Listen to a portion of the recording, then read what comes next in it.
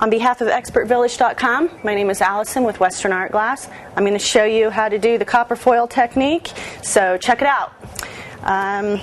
The reason it's called copper foil is because you have to wrap each piece of stained glass with a copper foil tape, and that's what makes the solder stick to the glass. Solder doesn't stick to glass by itself, so you need some type of metal for it so you can solder and create a wonderful sun catcher.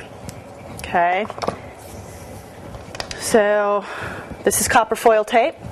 It is copper on one side. It's a sticky tape on the back. This is actually called copper foil black back because it's got black on the back. It's sticky, and try and not touch it if you can because then it won't be so sticky. It's really hard to stick to the glass. It comes in packages such as this, Master Foil Plus, and this would be silver black copper foil. Either which way, it's always just called copper foil.